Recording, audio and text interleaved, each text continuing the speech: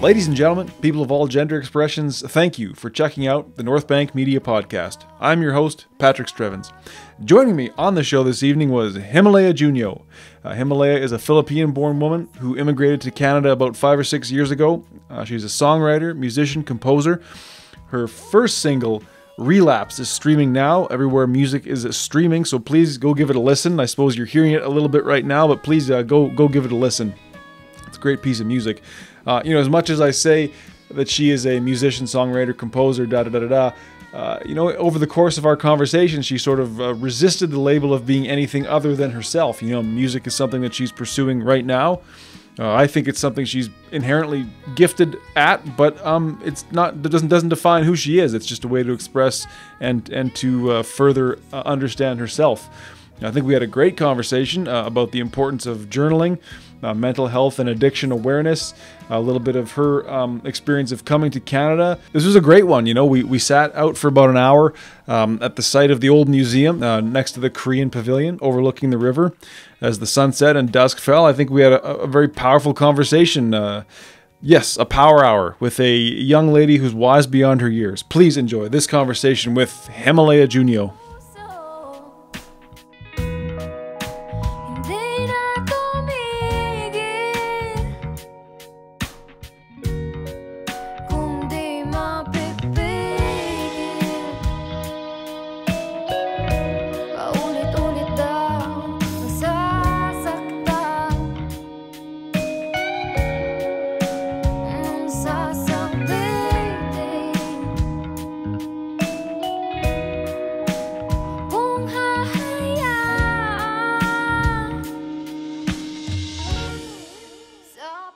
No, come on, you're a performer. I'm a nice guy. I'll be nice. Okay. I was on Instagram just looking for people to talk to on the podcast, and I was surprised actually. Yeah, because most of the people that I talk to are only like Filipinos and stuff. I got used to that, and the only white people are like people who are like in a different nationality are. Just from school and work. But I guess social media right now, you can... Connects everybody. Yeah. But you're not used to regular old white dudes talking to you?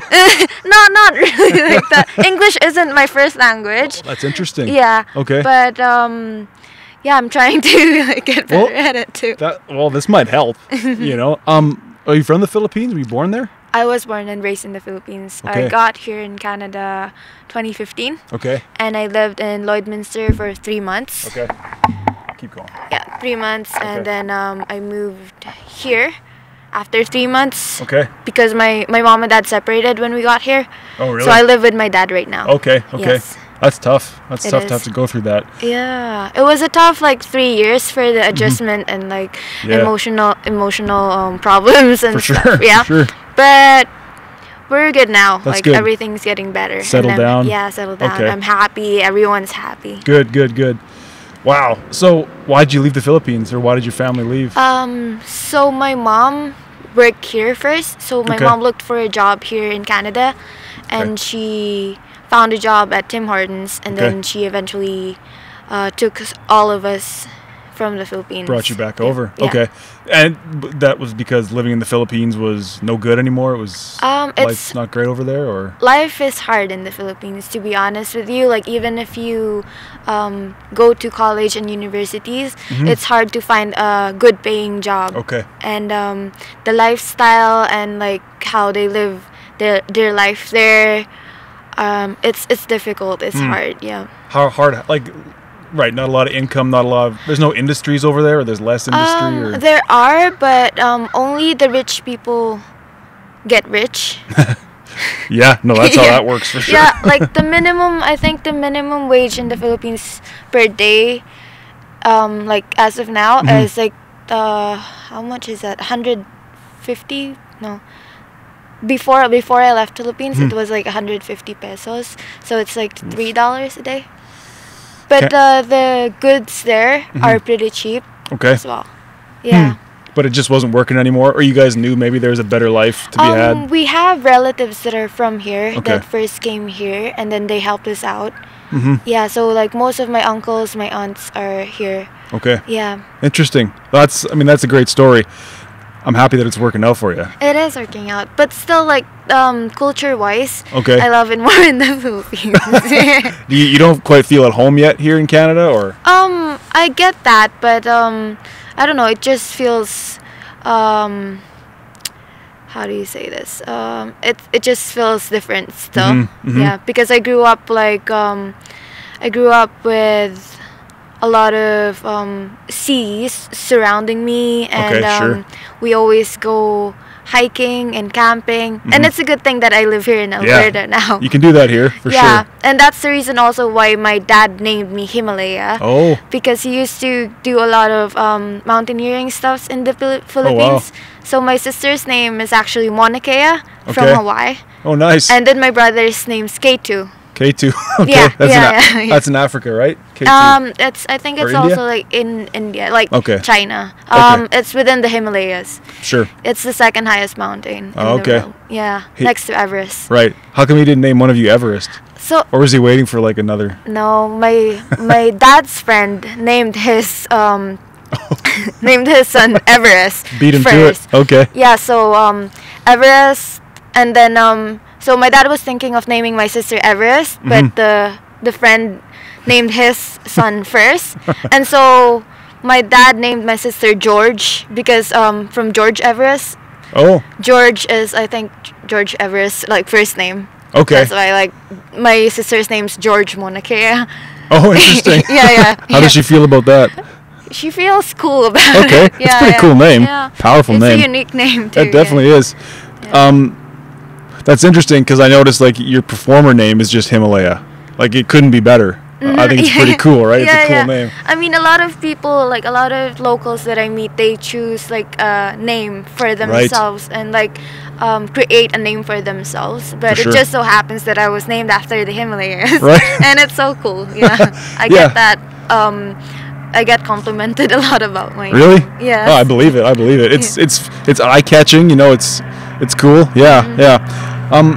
So coming to Canada, you feel like some culture shock with the way people treat each other, or the way people treat you, maybe, or There are times yeah. that are that like racism happens, and there are times where you like they'd make you feel like different. Sure. I've experienced those kinds already, especially at school. Okay. So I went to St. Joseph for high school. Okay. Downtown. Downtown by 109. And when we first came here in Edmonton, that's the school that my aunt sent us to and Okay. helped us out enrolling in that school. And you know where, like the ESL, like English second Yep. language, like there's a floor in St. Joseph Okay. that most immigrant students are in. Like Okay. they enroll you in that subject because they think that English, Is which your is sec- really English isn't your first language. So I went there, and there is 5 levels of English Okay. before you go to the next level, or like what they call the like what normal white kids would take. Right. And it's like first, so like in total you'd have to get like to the 8th level. Okay. I'm not sure if it's making sense. No, that's to a you, long but, way. like, Sounds like a long way to go. I was in level 3. Okay. And when I first got here, like I was in level 3, and then I wanted to jump to the grade 10, like the main grade Sure. 10 English. Right. And then the teachers wouldn't let me to do so. Even though you felt like you could. Yeah, because like English in the Philippines, it was taught to us too, and Okay.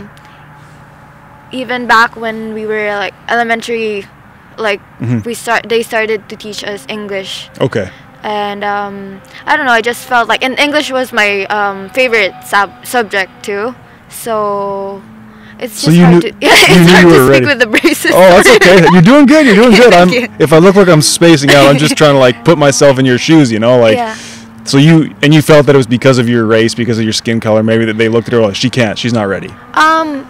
The people like my teacher on that level 3 English told me to ask the office if I can take that English 10-2 course during the summer because she thinks that I can. Okay. And then I went to the office and asked them if I can take it, and I was told that maybe I'm just gonna waste my money because a lot of students, like, they were stereotyping people like for me. sure. Yeah.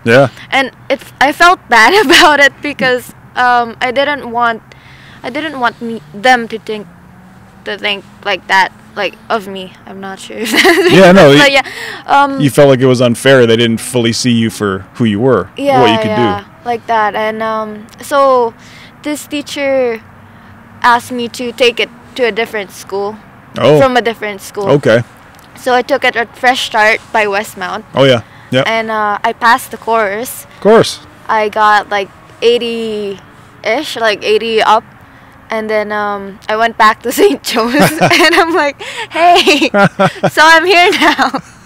But that made me feel bad because a lot of students don't really, I noticed that a lot of students don't really speak for themselves. And I know that a lot of them can do it, but they just listen to what other people tell them that, like, whether they can do it or cannot do it. Right. Yeah, and I don't know. One of my teachers she made me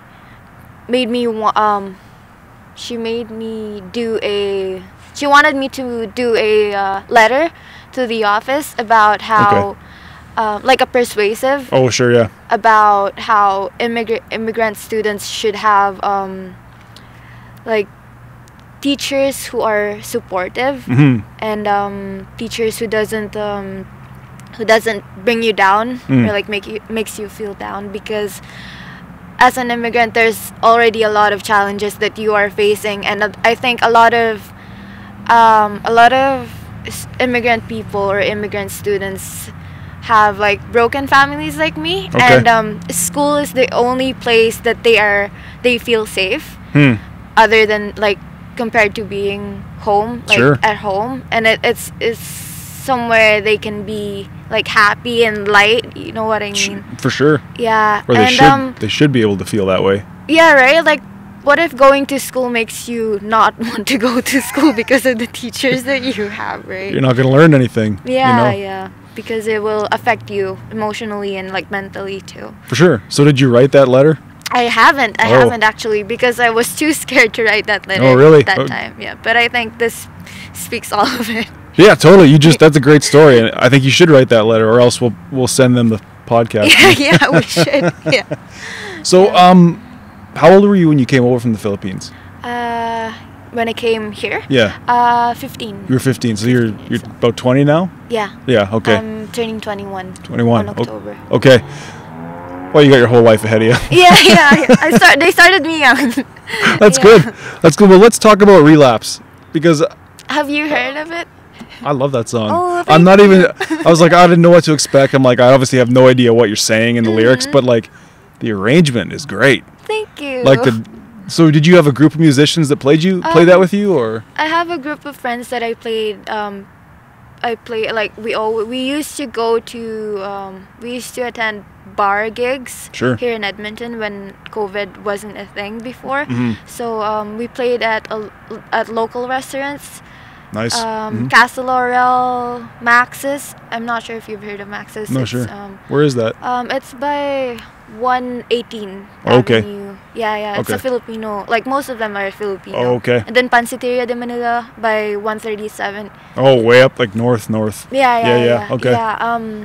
Yeah, I used to play with them there, and, like, they were the first few people that I played with. And I started writing songs when I was 18, 2018, but I just released when I turned, like, just recently. Wow. Yeah, I know it's all, like, independent. So for sure. Yeah. I got that, but it sounds great. Like, it sounds professional.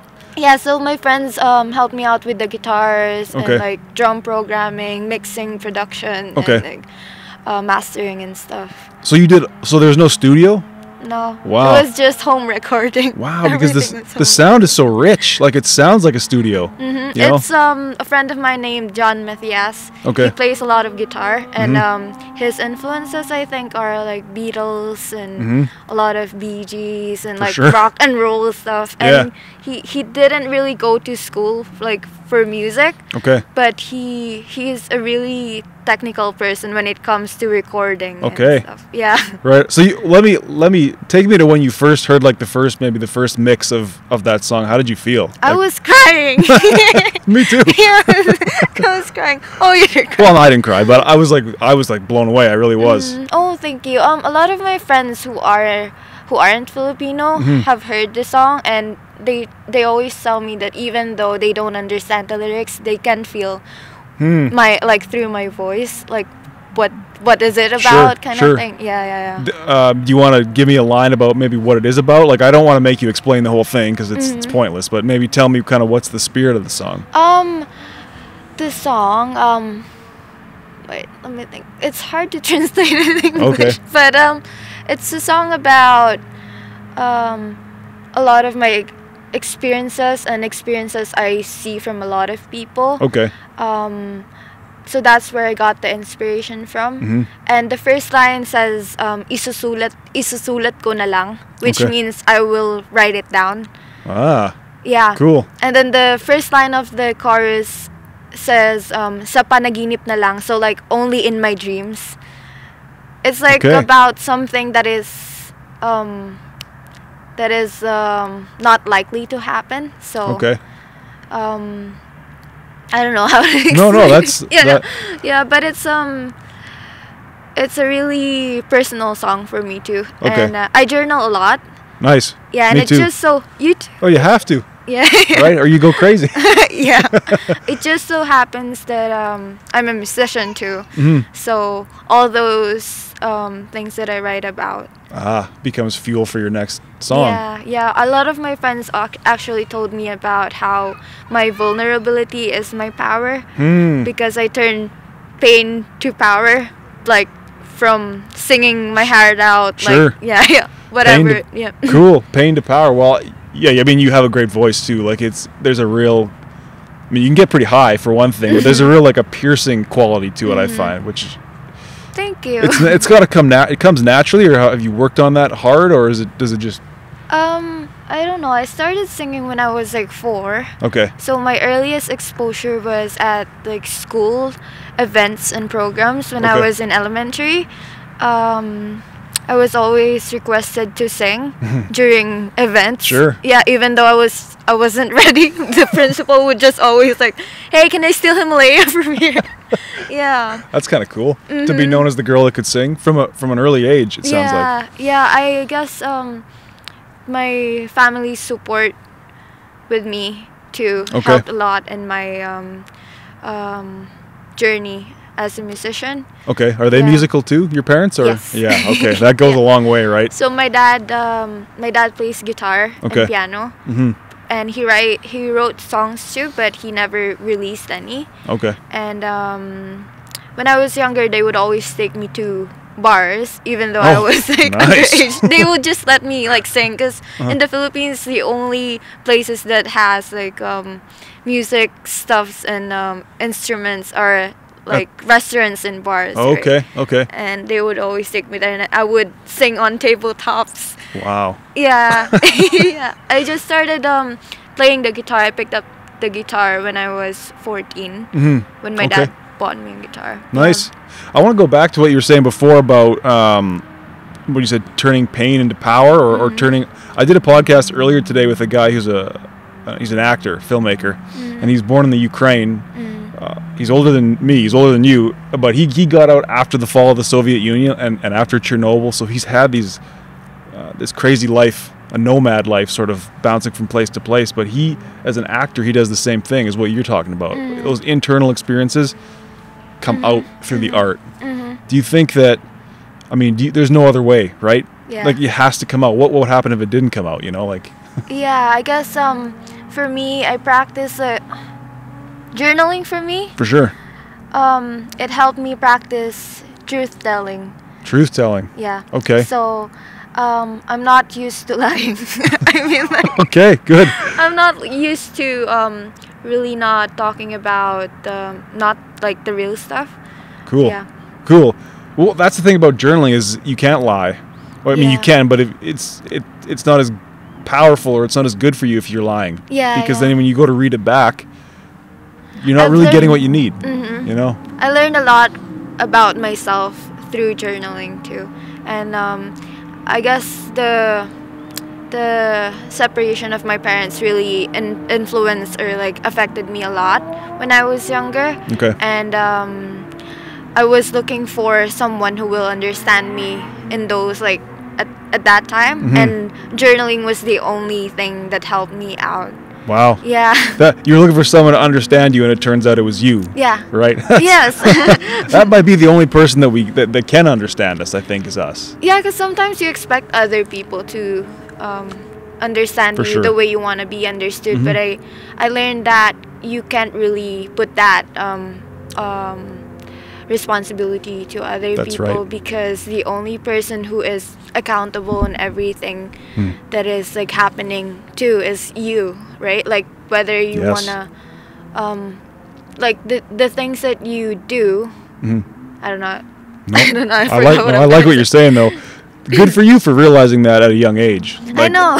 When I was your age, I probably didn't realize that. I realized it later, but because of what I think is like the whole world exists, whatever outside of us, but we have to filter it through our own person. Perspectives, yeah. Right. So then to expect someone to understand you the way you understand yourself, it's completely impossible, right? Because How could they? At the same time, they are also like trying to understand themselves. Right.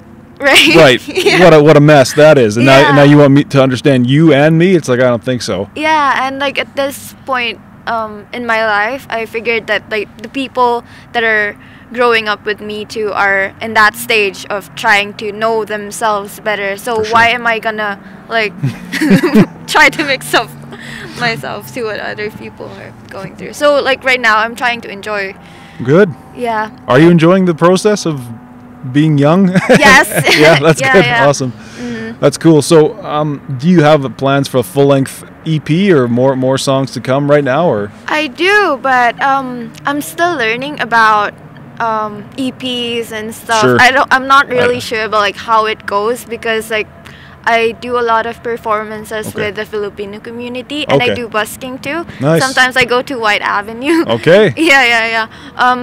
But with recording and stuff, I'm still like starting. Sure. Yeah. But I mean, it sounds like you have the people around you that when you're ready, you'll be fine. But I'd love to. Yeah.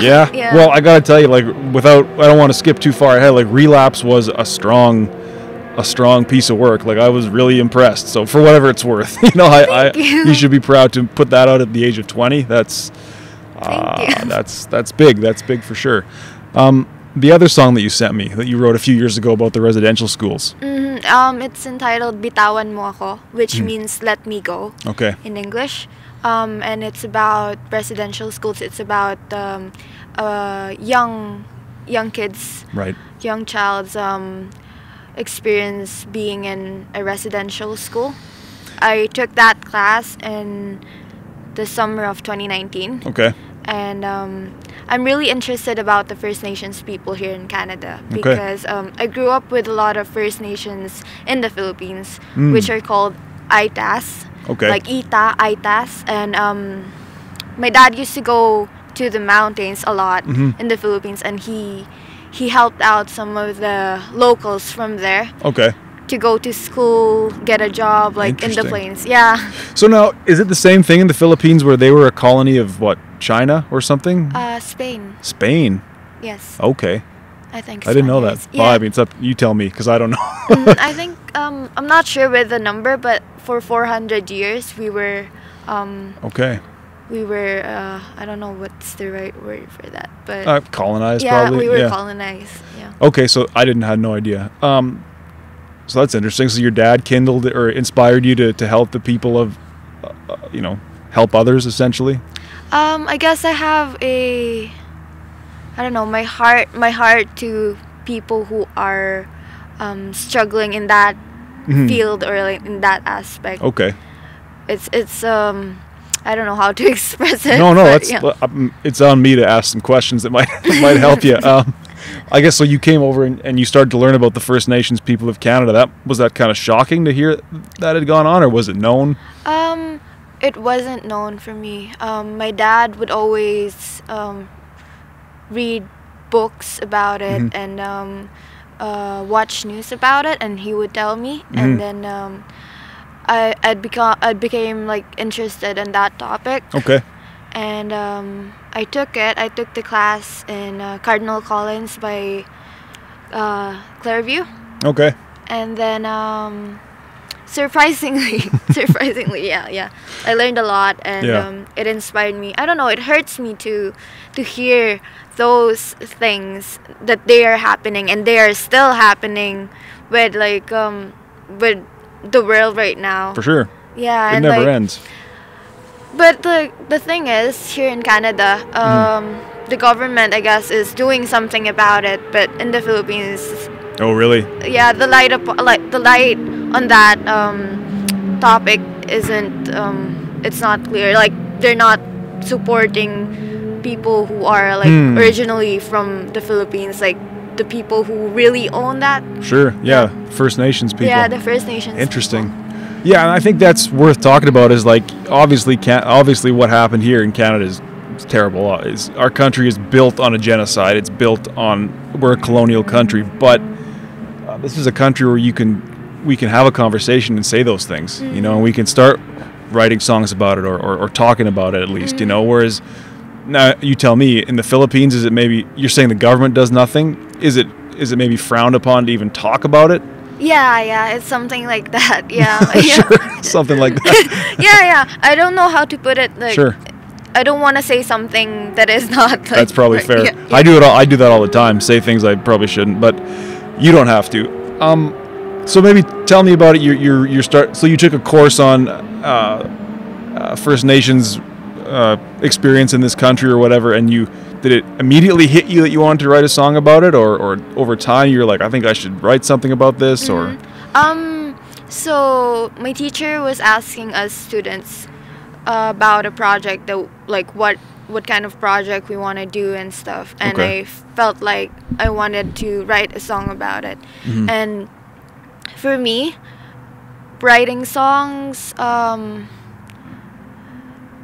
I can write songs when I'm feeling extreme or like intense emotions, and I really felt that I needed to write the song. Okay. Yeah, but it was written in Filipino, like half of it was written in Filipino, but half of it was written in English. But I asked my teacher if I can like write it in my language and maybe just provide subtitles on it. Yeah. And she was okay with that, obviously? She was okay with that. And everyone at school was like, you wrote that song? You composed that song? Right. Was that your voice? And I'm like, oh yes, it is. Oh yes. Yeah. So, and then what was kind of the reaction from the teacher and from the class? Obviously the class was blown away, but did you get a good mark on it? I did. A good grade? I think I got 100. Oh yeah, easy. Are you friends with mostly Filipino people, or do you have friends who are from other parts of the world, or? I do have friends that are like from different nationalities, or like different countries too. I was wondering if do you know anybody personally who's Indigenous Canadian, or anybody like that?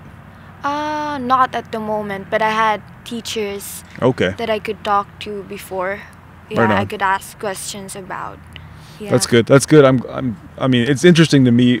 Like I was saying, I talked to a guy who was from the Ukraine. I have a few friends from South America, and I guess the big thing is that they can come here and learn about the country's history, and we can talk about it, and they feel accepted here in this country. Yes, things have been bad in the past. Yes, things are tough still, but it is a place where someone can come and make a life for themselves, I think. Because sometimes when you're back in your country and you talk about it, you get killed or you get right. You get thrown off. Well, yeah, you get thrown off the roof. I mean, look what's going on in Afghanistan. There's some people there who are in trouble. Right? It saddens me to hear all of these things happening, but it is happening, right? Absolutely, and so I get the sense that you're not. It saddens you, but you're not ashamed or afraid to talk about big emotional things like that? I guess it's needed to be talked about, like at these moments. Yeah, for sure. I find that interesting. Like, do you have plans to maybe do more of your lyrics in English as you go forward, or how are you gonna? Do you have an idea where you might go? Yeah. I think so right now, actually, even like with my music, I'm trying to be versatile and trying different genres right now. Okay. So I have an upcoming collaboration with a local artist here in Edmonton. He's also Filipino, but he sings like a lot of English songs, and it's a rap song. Oh, so nice! It was way out of my league. Are you gonna? I wanted to try it. Are you gonna throw down and spit? Spit some bars? No, I just sang the chorus. Oh, nice. That's fair. Yeah, but that's cool. So like, yeah, you're kind of the chorus in between his verses, sort of thing. Okay, cool. And I think he's gonna release it before September. Okay. Well, let me know. I can include that. Yeah. Sure. Yeah. Okay. So you're wanting to be versatile, try new genres. Yeah, and also with like I've written a lot of songs already, even like English songs. It just so happens that I haven't got like the time and I guess the right people, or not the right people, but like a lot of like support system. Or like musicians who are also like as passionate or more passionate than me. Like for me to become like more focused into the craft that I'm making. Because at the same time, like I'm doing music, but I'm also in university right now. Oh, you are? Yes. Oh, okay. I'm at MacEwan right now. Oh, you're busy. I'm in my second year. What are you studying? I'm in Bachelor of Arts. Okay. And I'm thinking of maybe going into psychology or maybe anthropology. Cool. Yeah. Right on. I got a Bachelor of Arts. Oh, really? And look how I turned out. I turned out fine. That's cool. What did you major on? Film studies. Film yeah. studies. So that's what I do. Video production, filmmaking. This is just a hobby. But yeah, you should get an arts degree. And it sounds ridiculous. I mean, you can get that education just on YouTube and going to the library, but to study it in a dedicated way is important, I think. So good for you. Again, it doesn't matter what I think, but I'm like you. I'm listening. Thank you. This is my podcast. I'm interviewing. No kidding. Yeah. Suddenly I'm just blabbing. But that's okay. It's okay. Right. So sorry to cut you off. You said you're going to MacEwan, but the music right now. You feel like maybe you're not going 100% into it yet, or you haven't found the right people to lift up together. Yeah, I guess because I'm at school and I'm doing music on the side, and I'm also working.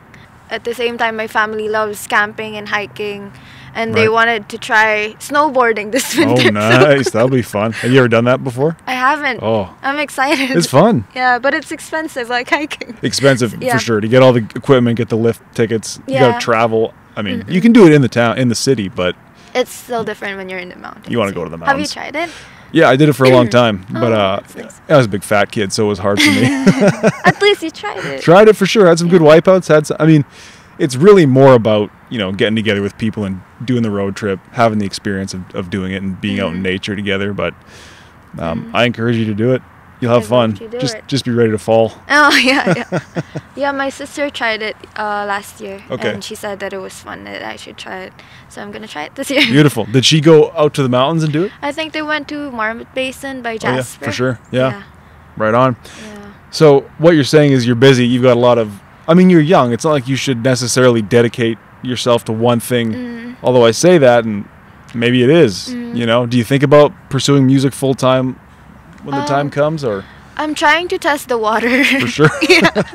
I'm trying, that's why I tried to go to university too. I gave myself a chance to go to university because a lot of people wanted me to pursue my music. Yeah. But my parents would always say to go to university and like get that degree because I think at the end of the day you'd always have to have a plan B, right? Like something because like in the music industry it's not always like you're gonna get the chance or like the opportunity is not given to everyone.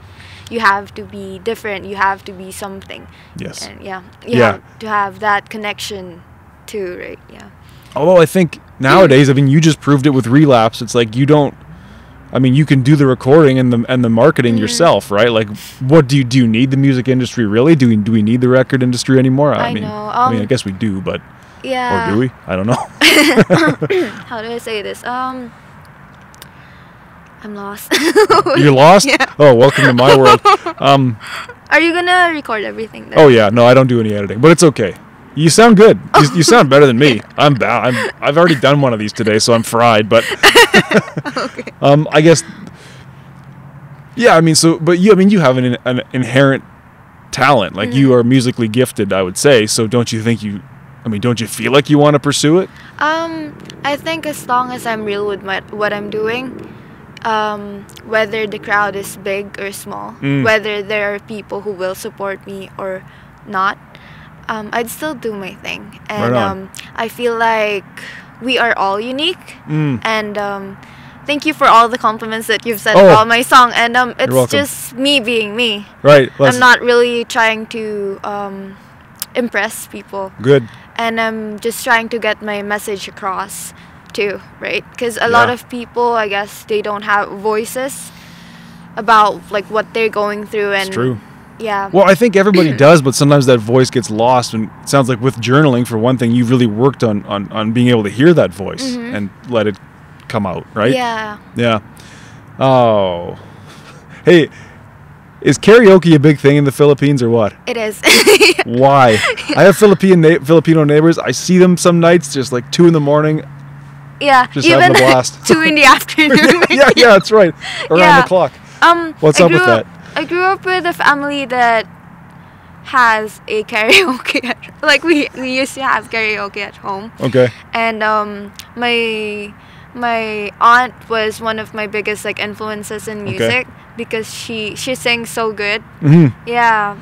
And I don't know, when there are birthdays, when there are gatherings, the karaoke shouldn't be like turned off. It's just all.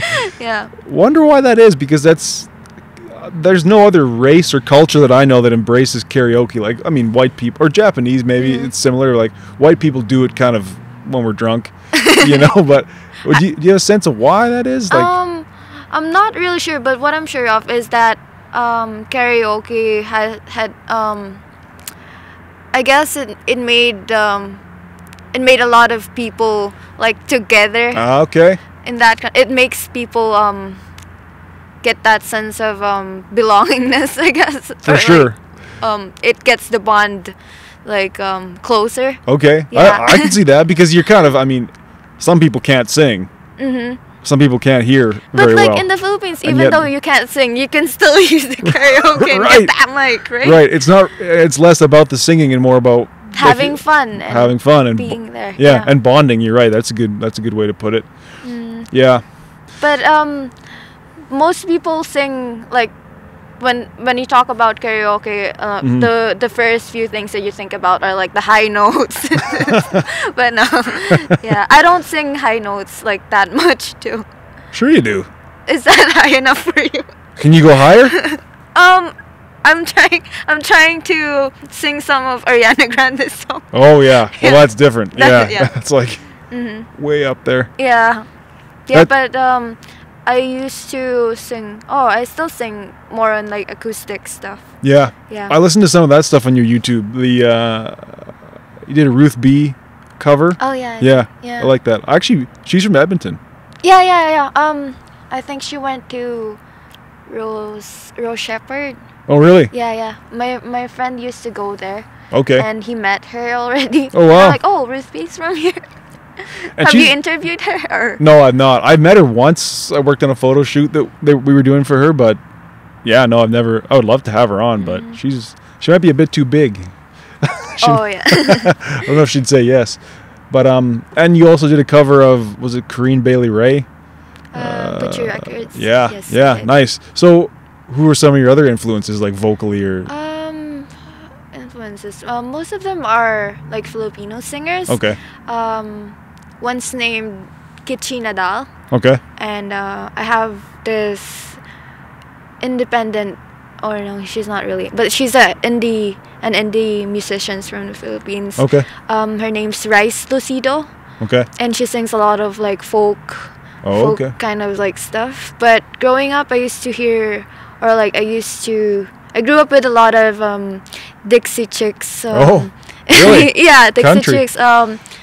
Sheryl Crow. Okay. And Taylor Swift and Interesting. Cranberries. Okay. Yeah. Interesting. James Taylor. Yeah. James Taylor. Yeah. Okay, now we're talking. Mm-hmm. And that was what your parents were listening to? Yeah, my dad. Okay. Yeah. Well, it's funny. Like the music that we grow up hearing through our parents becomes so important. Like the stuff that the earliest stuff that I can remember is still stuff that I listen to this day. And I think I do a little bit of songwriting. No one ever hears it. Why not? Well, why not is a good question. Well, I shouldn't say nobody. I do it a little bit, parties or get-togethers. Nice. You play guitar too? Or? Mm-hmm. Yeah, I play guitar, a little bit of drums. I have one of those boxes, the cajon. Yeah. Love that thing. Oh, maybe you should come over to my house and like when we're jamming and stuff too. Right? I'd be down. I'd be down. But I guess what I was thinking was like that music that I heard when I was 4, 5, 6 years old is still in me to this day, and it comes out in my songwriting, I guess. That's the thing about music.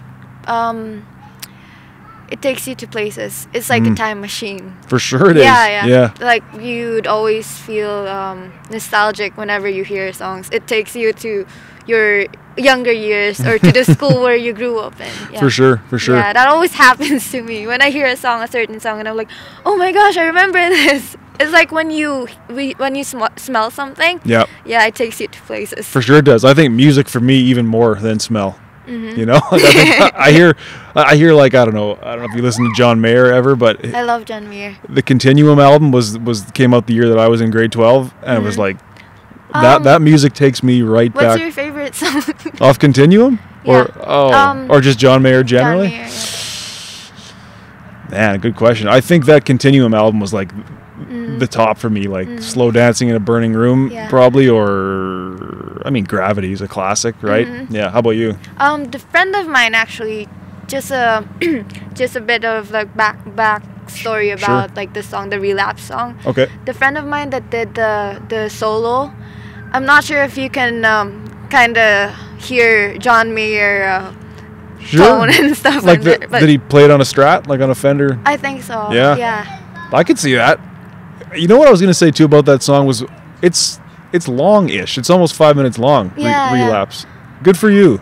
You didn't feel like you had to. A lot of people would always like tell me that I need to change stuff. Like I don't know, but like sometimes for me I do things my way. Good. Especially in your art, especially now. Yeah. Why compromise now? Yeah, I guess some people will always try to put you in a box or cage you or like give you standards that they think would fit you. But I don't know, the magic won't happen if you follow those like rules that they're imposing on you. Yeah. 100%. Because we were talking about how no one can really truly understand you. How could somebody tell you what to be or how to, like it's ridiculous, really. Yeah. There's such a thing as advice, but also,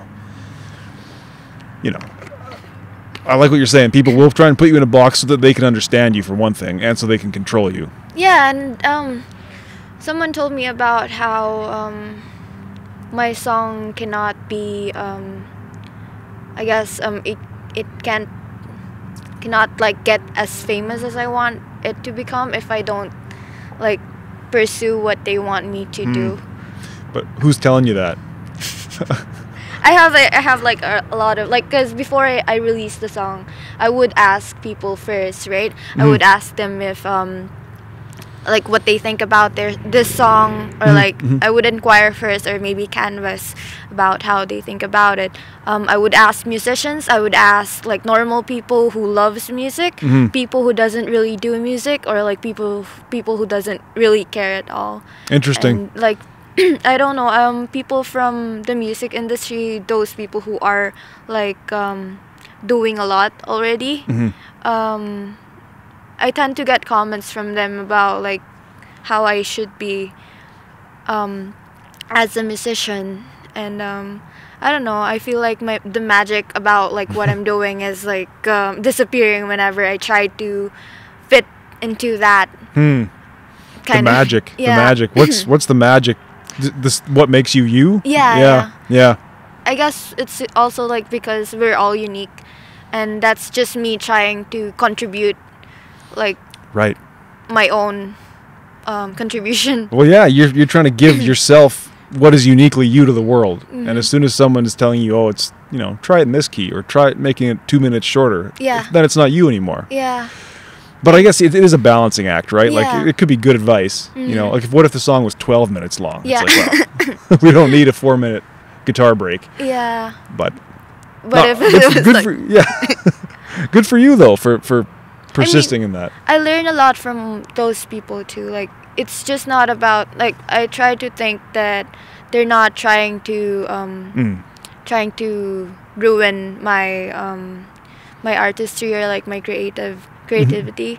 I think everything is a learning how do you call this? Like you learn from everything. Sure. Whether if it's good or bad, you learn something. Right. And you can choose to act on that or not, right? Yeah. Like they can tell you everything they want. It's like, well, it's almost good that you can hear that. It's like, that's what you think. Good. I'm not going to do it, but at least I learned what that might look like. Yeah.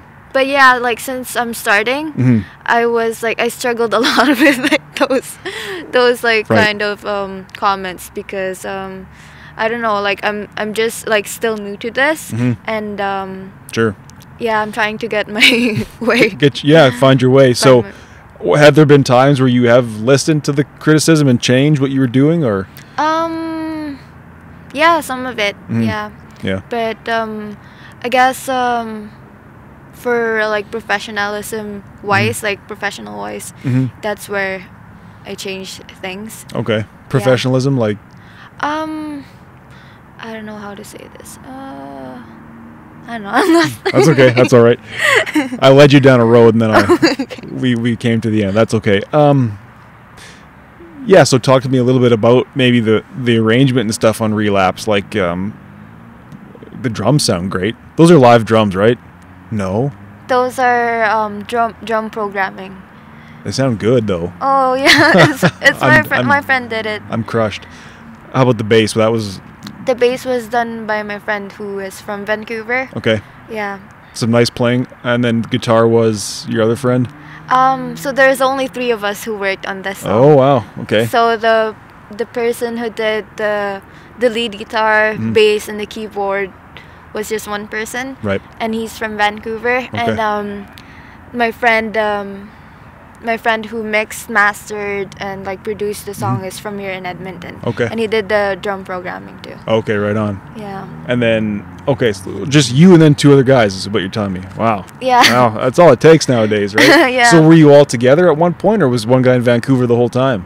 Yeah, that's what happened. One guy at Vancouver, the whole time, and then my friend would bring his microphone and like audio interface, and we recorded in my bedroom. Wow. Yeah. Sounded pretty good. I gotta tell you, I don't mean to keep gushing about it, but like really, I was like, when I heard it, there's just a real richness, like this, because I'm a visual person, like the cover art that you use, like you kind of in that pink light. That was all DIY. Yeah. My best friend took that photo in my bedroom. Really? Yeah. Oh, I love it. Yeah, I mean, when you are an artist and you're just starting, it's hard to like it's hard to get people who are like professional people, like professional videographer and like photographer to like help you out. But I'm really thankful to my best friend that she is gifted when it comes to photography. Okay. So she did all the photography. Nice. Yeah, the photos, the lights. The lights, we just bought like lights in on Amazon? Home Depot. Oh, Home Depot. You stole them, didn't you? No, I'm just kidding. I'm just kidding. We bought lights from Home Depot, and then the clear like the plastic wraps that are colored. Oh yeah, gels. We use the gels. Oh yeah? Yeah. That's all you need. That's all you need. I was going to say though, the look like it's just you kind of being hit by that hard like pink light. To me, that song sounds like that. Does that make sense? Like it's just there's something, a real richness. Just I just think you nailed it. Like brand wise, you know, like it all looked unified. It looked professional too. Absolutely, it did. I mean, I'm a professional. Here I go. I'm a professional videographer, as you said. And it is tough to get us to help out for free because we like getting money. I understand that, but I'm just starting and I don't really have funds at the moment. For sure, I would never. I don't know. I enjoyed the process though. Okay. And I have like videographer friends who are always down too, right? Like I have a music video that is coming up maybe September about Relapse. Like the official music video of the Relapse. We will like get it out as soon as possible in September. Okay. And it's from a friend of mine who does videography. Yeah. What's his name? His name's Ryle. Okay. So Ryle Studios. Okay. Yeah. I'll check him out. Yeah. Because I did see a little bit. You did shoot a little bit of video, right? Oh, that was just like just for the Spotify. Yeah. Have you seen it? Yeah, it's just isn't it just you standing there? It's colored lights. Yeah. Yeah. That was just in my bedroom. Well. That's like 7 seconds. Yeah. That's cool. What was it like to? I mean, that must have been because when did the single come out? Recently, right? 21st. 21st. A week? No, like 4 or 5. Last week sometime. Yeah. Last 5 days ago. Friday. What time is it? Yeah. What day is it? Help. No, it's August 24. Yeah, 24 today. Yeah. Okay. And they release it on the 21st. Okay, so what's kind of been like? Are people reaching out? People giving you like? What's that been like? That's a crazy thing to do. Yeah. Isn't it? Actually, I'm still a little like, not a little. I'm still overwhelmed. Okay. With a lot of people supporting me, especially a lot of my friends sharing my song on like their stories and on their Facebook posts or YouTube channels. Yeah, I'm a bit I don't know. I'm so happy. Yeah. But a lot of people have been messaging me and I haven't got the time to reply to everyone still. Your phone's blowing up. Yeah. Is it mostly good things? It must be. Yeah. See how it couldn't be. Yeah, a lot of people asking for collaborations. Yeah. Oh, that's even better almost, right? That's the beauty of independent art is like you might not make any money. You're going to spend money doing it, but then you meet so many people. Connections. Connections is right. Yeah, that's what this podcast has done for me. In case you cared. Yeah, but I'd love to hear about your story too. You know what? I'm so happy to be here because I don't know. I always dream of becoming like I've always dreamed of having my own podcast too. Oh, okay. Because when like during my downtime when I'm not doing anything or like when I intentionally rest or like not do anything, I would record myself and like talk about too. Because it's kind of that's like an audio journal almost, right? Yeah, like with writing I guess sometimes it's tiring to write all the time, so I just record. Oh, yeah, it's got to come out some way. Yeah. You should do a pod. I mean, it doesn't take much. You could actually just do it all on your phone, like you said. I have a lot. I have potential contents already that I've been like talking about. You should start it. About like more on mental health. Okay. Yeah. Mental health. Journaling. Okay. Stuff. Yeah. Yeah. Well, I mean, journaling. I would honestly say that the one thing that has saved my life has been journaling. Like, there's a lot of things you can do, right? Yes. Can I get a high five? Can I get a high five? Yes. Because to journal, I'm coming up on like 3 years straight of journaling, like every day. You write every day? Every day. Oh, that's nice. To go back and then read your life like a story, to like, you see everywhere you went wrong and everywhere you went right. Yeah. You know? That's like, I don't know, it helps you not make the same mistakes that you did before. Absolutely. At the same time, I don't know, whenever I go back to my journal, it's like, I think I've had like, I started journaling when I was 15, but I don't write like every day. Okay. And some of my journals, I left it in the Philippines, but my journals right now, I think there's 5, 6, or like 8 of them in my room, and I guess, what am I talking about? Good question. No, we're talking about you. How has journaling improved your mental health? Like, it's because you can see yourself past, present, and future, you think, or? It's like a like whenever I try to read some of the old journals that I have, it's like meeting an old friend. Wow. Yeah. Sure. Yeah. And they're kind of a stupider friend than you are now, right? Yeah, but I'm laughing. Like sometimes I'm laughing by myself too. Yeah, because I did that. Oh yeah, I did that. Totally. Yeah. It's kind of funny. It's. Do you tell your friends to, like, I tell my friends to journal and they look at me like, Yeah. But then when they tell me, well, I don't know what I'm doing, it's like, because you don't know what you've been doing. Yeah. Right? So. Oh my gosh, I love this conversation so much. Yeah. So tell me then, what is your approach to when you sit down to journal? What is your objective? Like, what are you really looking to do? I feel too much. That's why I write too much too. Okay. And to be honest, when my mom and dad separated, I tried to look for people who will understand me, and because I felt like at that time I was always misunderstood, right? Okay. And how do I say this?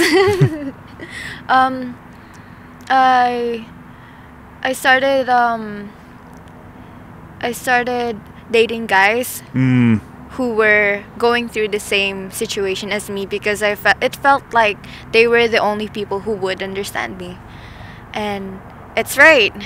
But then the relationship got like toxic.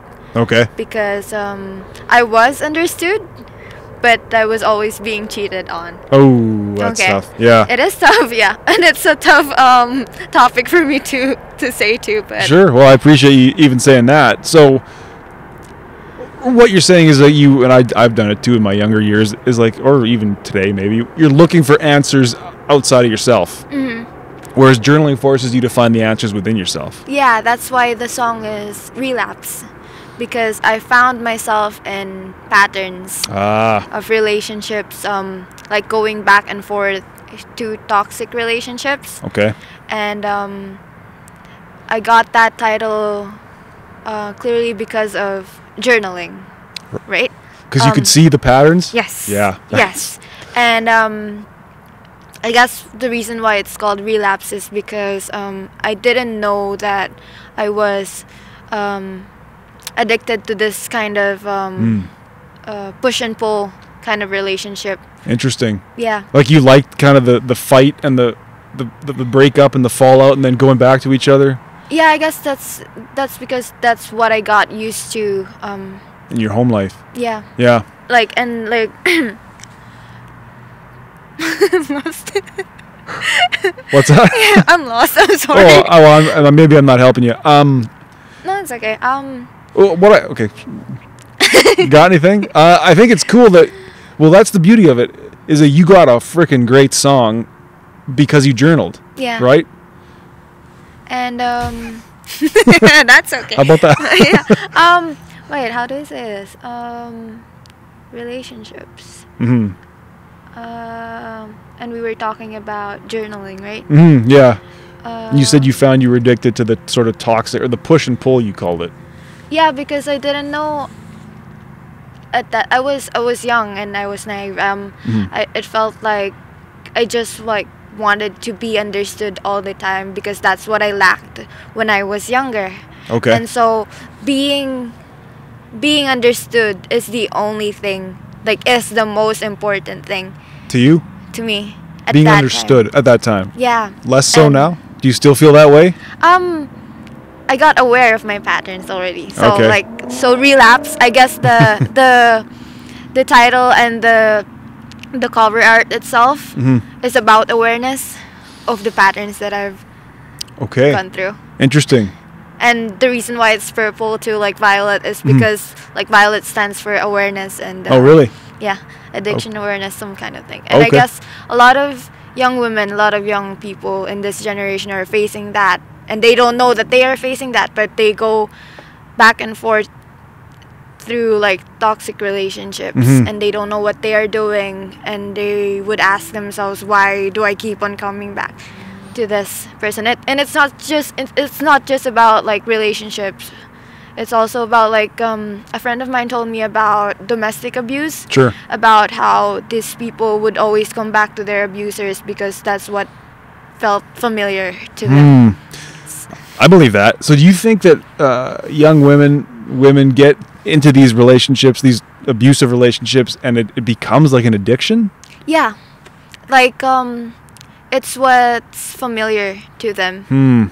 And I guess it's better to go with what you know, what you for sure know is coming. Even if it's going to be bad, at least I know what I'm going to get, versus imagine if I was alone and had to look after myself and had to go meet another guy. That might be tough.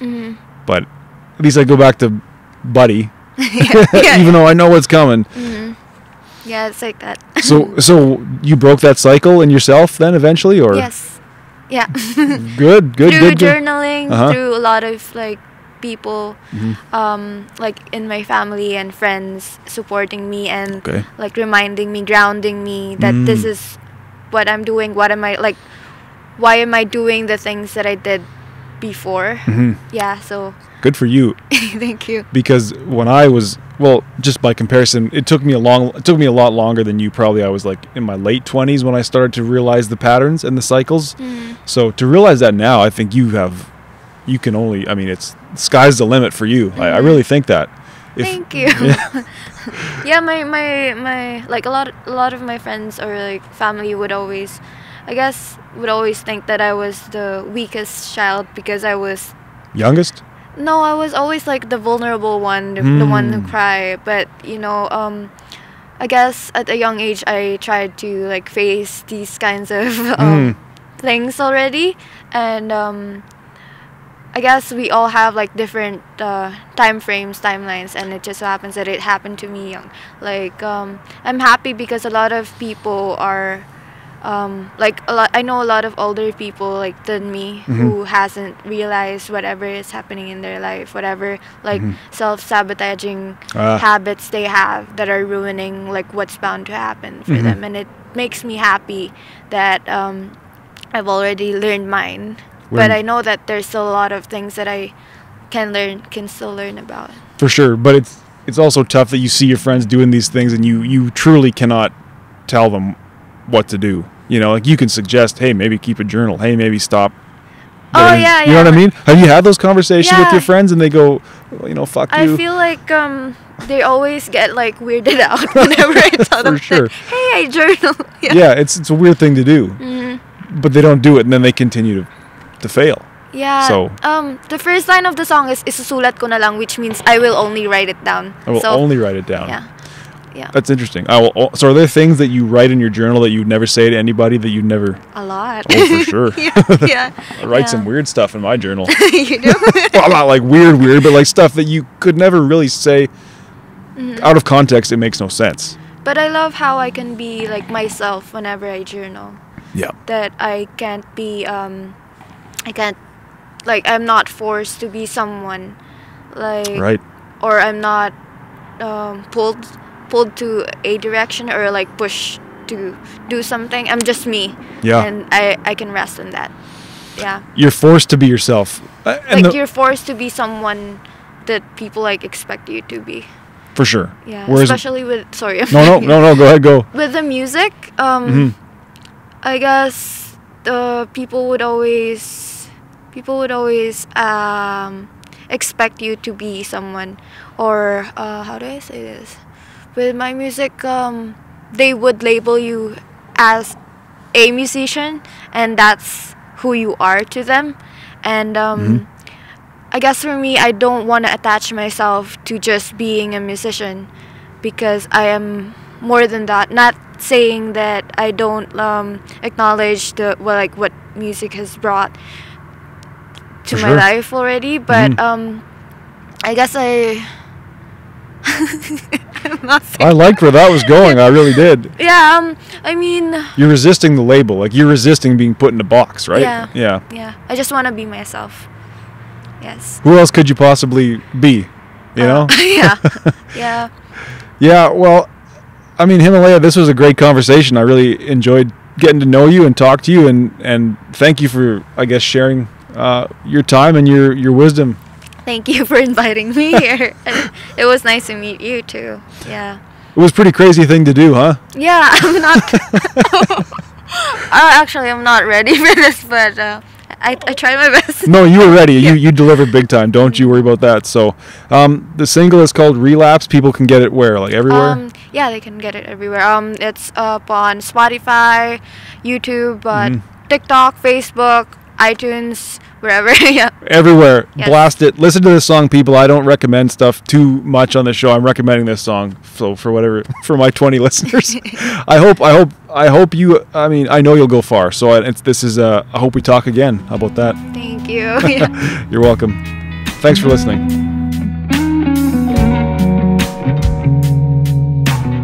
Thank you for listening to the North Bank Media Podcast. If you enjoy this conversation, please subscribe on YouTube and give us a like. If you're listening on Apple Podcasts, please subscribe as well and leave a 5-star review.